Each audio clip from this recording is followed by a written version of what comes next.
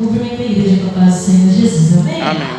Abra sua Bíblia comigo, Evangelho de Marcos, capítulo de número 5, versículo de número 25. Vou lá na frente para falar. Evangelho de Marcos, capítulo de número 5, versículo de número 25.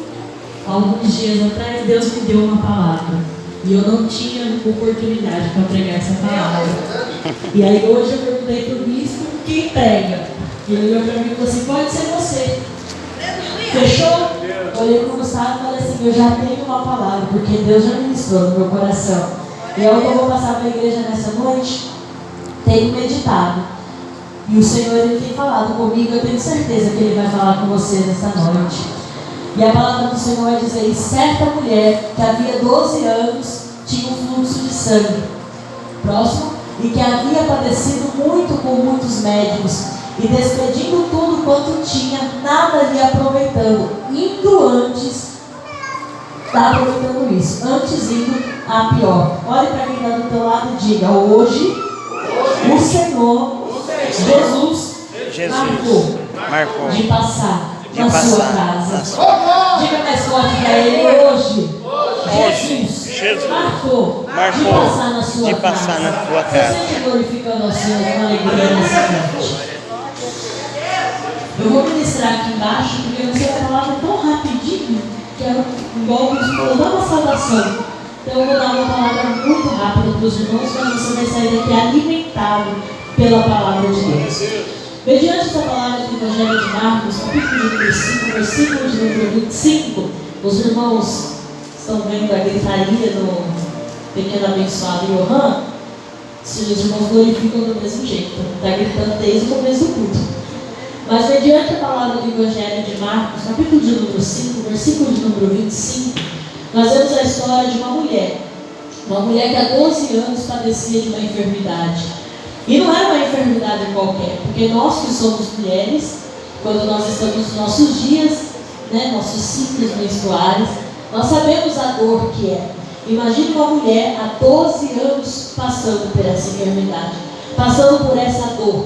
E a Bíblia diz que ela gastava todo o seu dinheiro, irmã Roseli, com médicos, remédios, e nada ela conseguia aproveitar, porque nada dava certo, nada conseguia melhorar a enfermidade, a doença que ela tinha. Há 12 anos ela batia em portas e nada dava certo. Parecia que ninguém conseguia resolver aquele problema. A Bíblia diz que era tão frustrante que ela não melhorava, irmã Ana. Ela ia de mal a pior, não tendo melhora nenhuma, pastor. Porém, um dia ela escuta que um homem vai passar na sua cidade. Um homem vai passar ali perto de sua casa. E a Bíblia diz: quem era este homem? Era um homem que em toda a região falava que ele curava, que ele fez o surdo ouvir, o mudo falar, o coxo andar. E ela disse: eu preciso tocar neste homem. E quem é este homem? Jesus. Jesus iria passar naquele lugar. Jesus iria passar naquele dia. Aí a Bíblia diz que aquela mulher com aquela enfermidade, ela não podia se misturar com a sociedade. Ela não podia viver no meio do povo, por conta que para a sociedade ela era uma pessoa impura, uma pessoa que não cita o nome na Bíblia, que ninguém sabia o seu nome, era reconhecida como impura, vivia sozinha com uma enfermidade que ninguém conseguia curar. Olhe para quem está do teu lado e diga: hoje. Talvez. Ninguém conheça o seu nome, mas vai conhecer o seu milagre. Olha para o olho dele e diga: talvez ninguém conheça o seu nome, mas vai conhecer o testemunho que está sendo gerado na sua vida.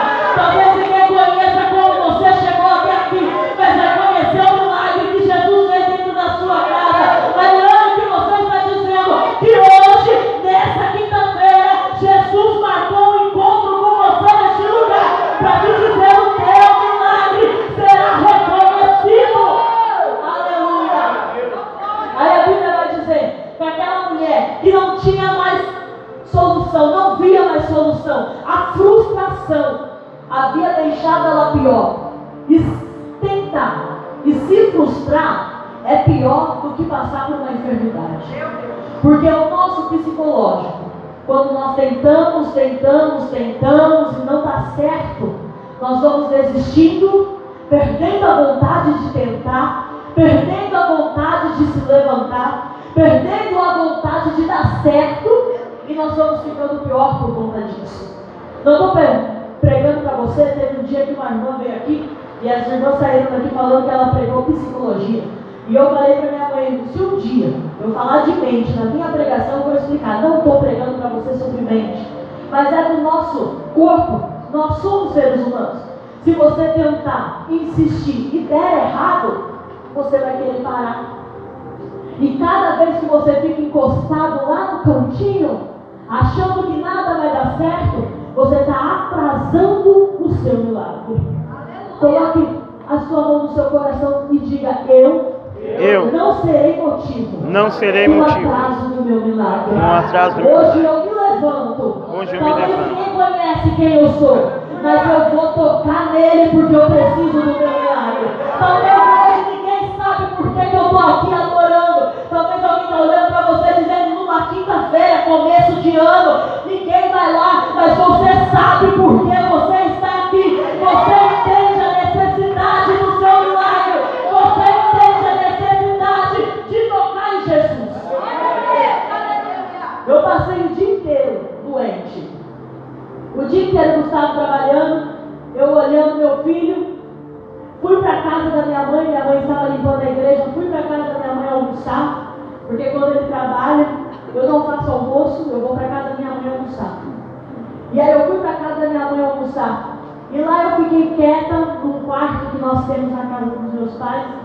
E eu fiquei com meu filho dormindo, e eu fiquei lá, e eu falava assim para Deus: Deus, hoje o Senhor me perdoa, mas eu não vou na igreja. Meu Deus.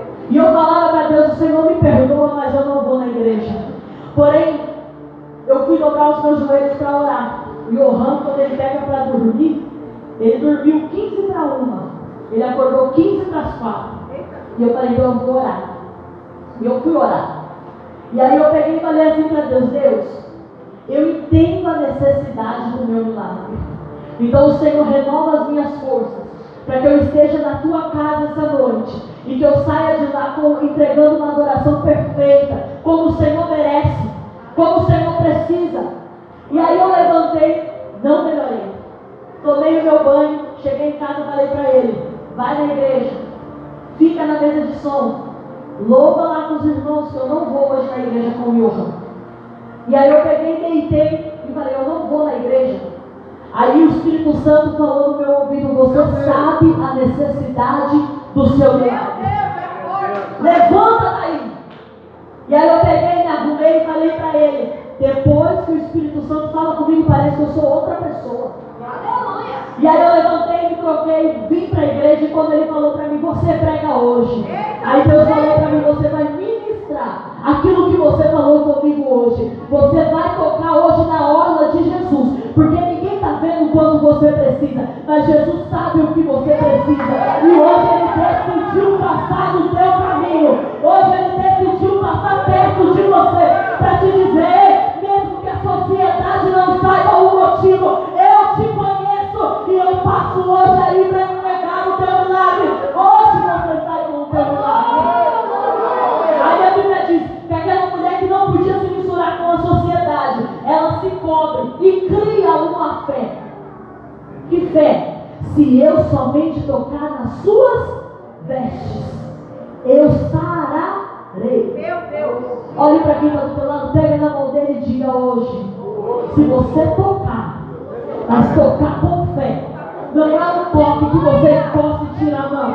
Não é um toque que você bate no ombro de alguém e acabou. Não é um toque de amizade que presbítero Hildo. É um toque de fé.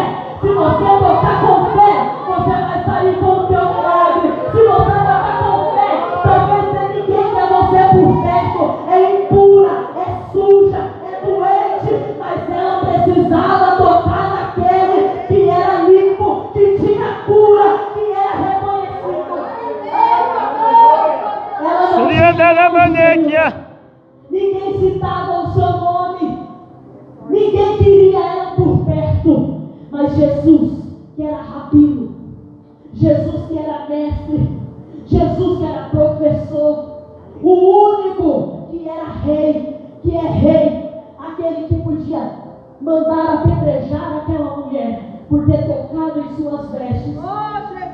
ele vai dizer: alguém me tocou.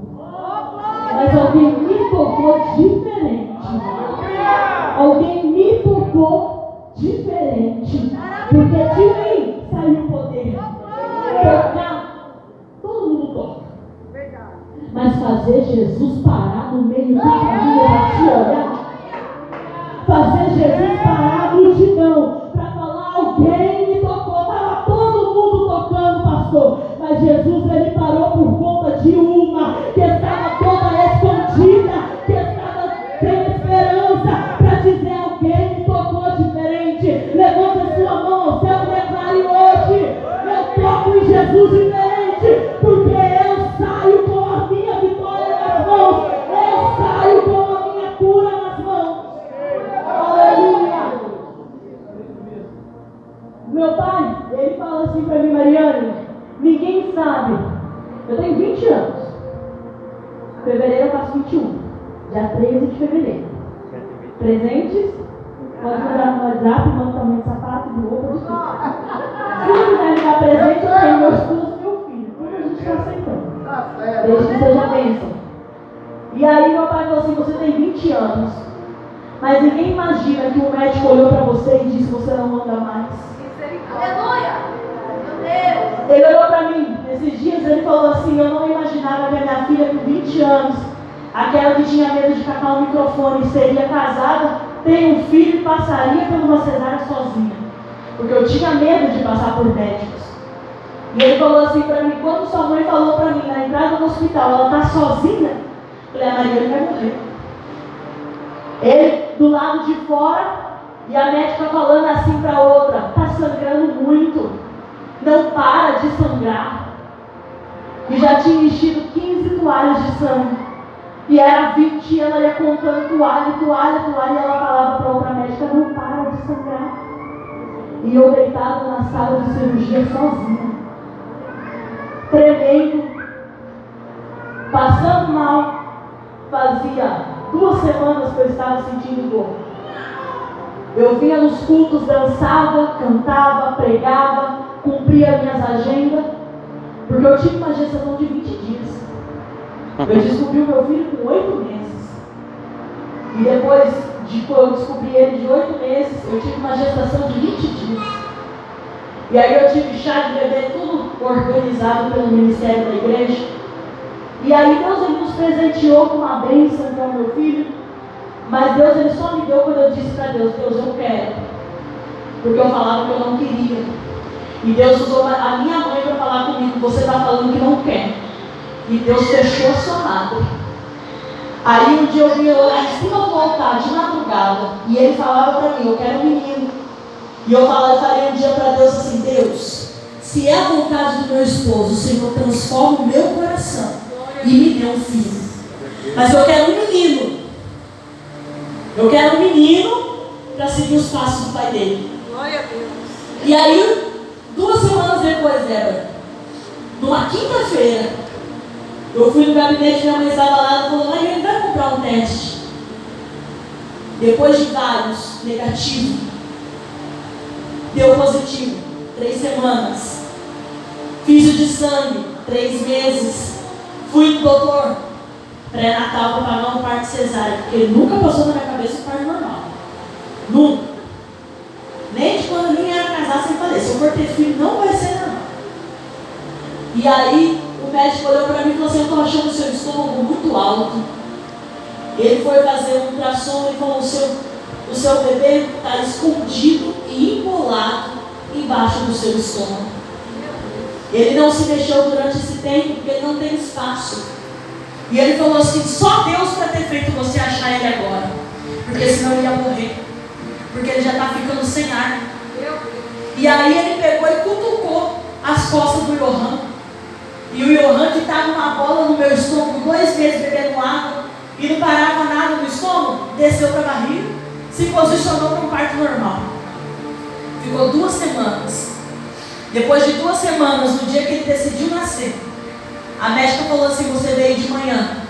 Ele estava posicionado para nascer, mas eu não sei o que aconteceu, ele sentou e não consegue ter um parto normal. E aí eu falei para o Gustavo: vamos para o culto. E eu falei, isso foi numa terça-feira. E eu falei que o Gustavo vai nascer no dia dos namorados. Falei, você pode comprar um presente antes que ele vai nascer no dia dos namorados.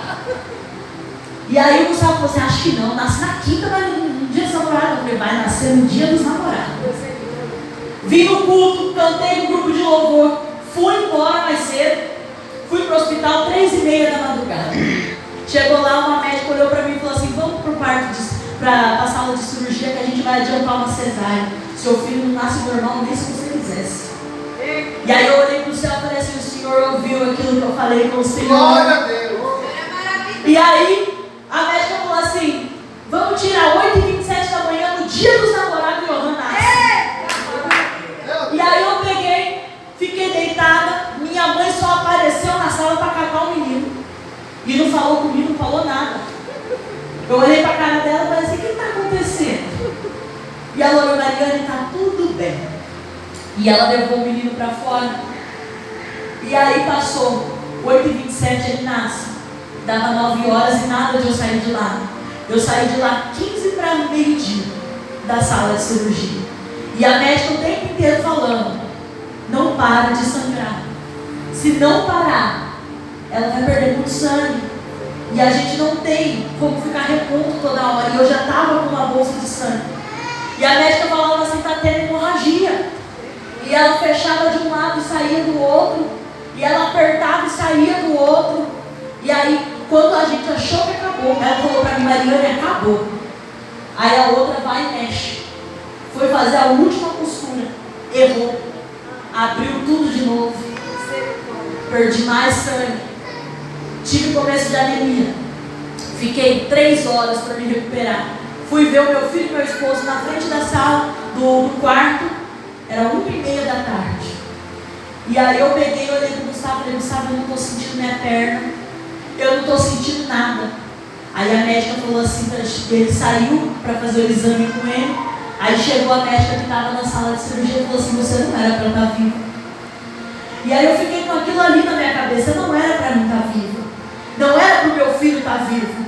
Mas quando eu descobri a gravidez dele, o primeiro laudo foi que ele não teria mais ar para respirar. Eu falei para o Gustavo, a gente vai continuar adorando. Porque se Deus ele disse que me daria um filho, o Senhor ele sabe o que está fazendo. Então eu vim todos os dias com dor, passando dor, mas eu estava aqui todos os dias, porque eu sabia a necessidade do meu milagre. Eu sabia aquilo que eu precisava da orla do mestre. Eu sabia que eu precisava tocar nele. E aí no dia que eu saí do hospital, eu vim embora para casa. No mesmo dia eu estava aqui, na costela do show dos homens. Os homens comendo tudo carne, eu escondida dentro do gabinete comendo carne. E a médica falou assim, você não pode comer nada. E o Gustavo trazendo um pratão de carne, linguiça, tudo ali pro gabinete. E estava eu e minha mãe. Chegou no primeiro exame. O médico, o doutor Hilário, olhou para mim. Ele cuida de mim desde meus 12 anos. Ele olhou para mim e falou assim, como que você está de pé? E você não está com anemia, não tem vazamento, não teve hemorragia, está tudo bem. Eu olhei para ele e falei assim, mas eu saí do hospital com um laudo de anemia. Ele falou assim, está tudo bem. Os seus exames estão todos normalizados. Aí eu perguntei, o Johan nasceu com um problema no rim. Ele falou assim, fizemos todos os exames. Ele não tem problema nenhum no rim. Aí falaram assim para mim, vai sair da sua barriga, vai para a sala de cirurgia. Vai ter que fazer uma cirurgia no rim dele. Ele saiu da sala da minha barriga e foi direto para o braço da minha mãe e foi direto para o estado. Não teve cirurgia nenhuma. Mas o dia que falou assim para mim, minha irmã, eu não sei o seu nome. Mas o dia que falou assim para mim, seu filho vai ter um problema nos 2 rins.